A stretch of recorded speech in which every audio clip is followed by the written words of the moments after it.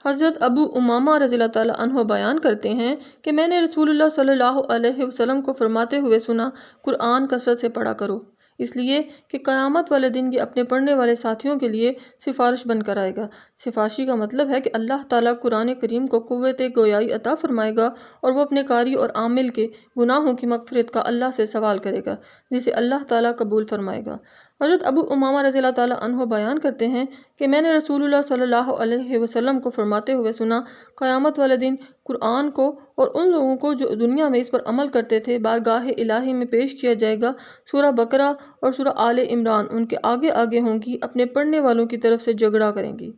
بارگاہ الہی میں قرآن کریم اور خاص طور پر مذکورہ صورتیں اپنے پڑھنے والے اور ان پر عمل کرنے والوں کے لیے سفارش کریں گی اور رب تعالیٰ سے اصرار اور تکرار کر کے ان کی مغفرت کروائیں گے۔ حضرت ابن عباس رضی اللہ تعالیٰ عنہ سے روایت ہے، رسول اللہ صلی اللہ علیہ وسلم نے فرمایا، بے شک وہ شخص جس کے دل میں قرآن کا کچھ حصہ یاد نہ ہو ویران گھر کی طرح ہے۔ حضرت عمر بن خطاب رضی اللہ تعالیٰ عنہ سے روایت ہے، نبی اکرم صلی اللہ علیہ وسلم نے فرمایا، اللہ تعالیٰ اس کتاب قرآن مجید کی وجہ سے بہت سے لوگوں کو سرفراز فرمائے گا اور اسی کی وجہ سے دوسروں کو ذلیل کر دے گا۔ سرفراز اللہ کے حکم سے وہی ہوں گے جو قرآن کے احکام کو بجا لائیں گے اور اس کی حرام کردہ چیزوں سے اجتناب کریں گے، اور اس کے برعکس کردار کے حامل لوگوں کے لیے بلا آخر ذلت و رسوائی ہی ہے۔